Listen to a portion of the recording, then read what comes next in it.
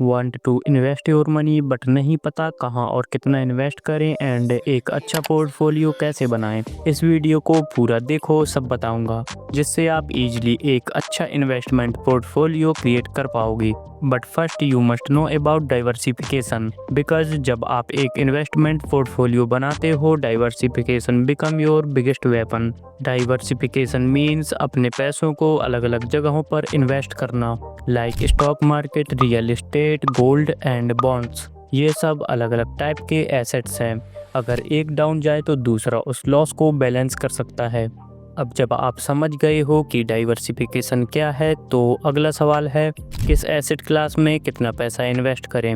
Let's break that down one by one. First, equity. Equity सबसे risky होती है but let's be honest, it's also the most rewarding. Long term में equity यानी stock और mutual fund ने consistent 12 to 15% तक का annual return दिया है। That's how real wealth is built. अगर आप अपने पोर्टफोलियो का 50% हिस्सा इंडेक्स फंड या लार्ज कैप म्यूचुअल फंड में लगाते हो तो आपको स्टेबल ग्रोथ मिलती है with relatively low risk. It's like putting your money in India top performing companies without the stress of daily trading. लेकिन सिर्फ ग्रोथ से काम नहीं चलेगा। रिसेशन, इमरजेंसीज, मार्केट क्राइसिस, सबका प्लान होना चाहिए। और उसके लिए पोर्टफोलियो में एक और चीज़ ज़रूरी है जो आपके पोर्टफोलियो को इन अप्स एंड डाउन्स में स्टेबल रखे। सेकेंड, डेब्ट इंस्ट्रूमेंट। जब मार्केट हिलता है डेब्ट ही होता है जो पोर्टफोलियो को संभालता है। डेब्ट इंस्ट्रूमेंट जैसे पीपीएफ, गवर्नमेंट बॉन्ड्स और डेब्ट म्यूचुअल फंड्स, ये आपके पोर्टफोलियो के लिए शॉक ऑब्जर्वर जैसे काम करते हैं। रिटर्न थोड़ी कम होते हैं, around 6 to 8%, but the best part they are stable, reliable and low risky. That's why you should invest at least 20% of your money here. Stock market कभी भी क्रैश कर सकता है but your entire portfolio should not crash with it. डेब्ट instrument help you manage risk, not just chase returns. ये boring लग सकता है लेकिन ये बोरिंग चीज ही क्रैश के टाइम आपके पोर्टफोलियो को बैलेंस रखेगी। चलते हैं उस एसेट क्लास की तरफ जो लोग अक्सर अंडर एस्टिमेट करते हैं बट वक्त के साथ वही पोर्टफोलियो का साइलेंट कंट्रीब्यूटर बन जाता है। Keep watching, it might be surprise you. Third, gold.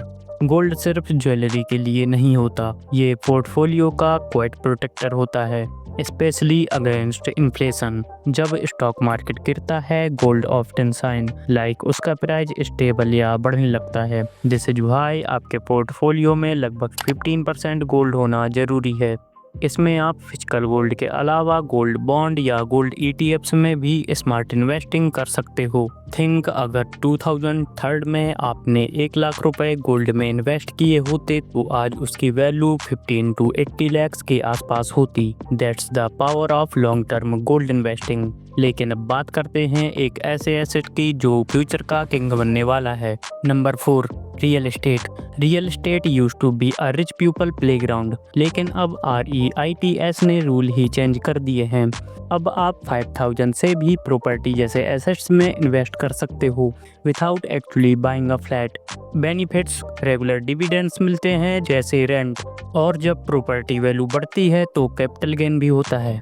ये घर खरीदने जैसा नहीं है but it gives almost the same money making experience बिना EMI और मेंटेनेंस की। It's good to put 10% of your money in this. अब चलते हैं पोर्टफोलियो में सबसे ज़्यादा इग्नोर किए जाने वाले इन्वेस्टमेंट पे। Fifth, international exposure. वर्ल्ड सिर्फ इंडिया तक लिमिटेड नहीं है। एप्पल, गूगल, टेस्ला जैसे ग्लोबल जायंट्स में इन्वेस्ट करके आप दुनिया के ग्रोथ इंजन का पार्ट बन सकते हो। लेकिन क्वेश्चन आता है हाउ टू डू इट। आप इंटरनेशनल म्यूचुअल फंड या ETF के थ्रू इजीली इन्वेस्ट कर सकते हो US और बाकी डेवलप्ड मार्केट में।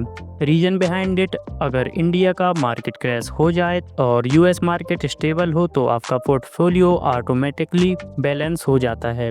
अब आप समझ चुके हो कि एक strong long term investment portfolio कैसे बनाया जाता है। बट यदि आप 2025 में स्टॉक्स में इन्वेस्ट करना चाहते हो तो स्क्रीन पर दिए गए वीडियो पर क्लिक करो।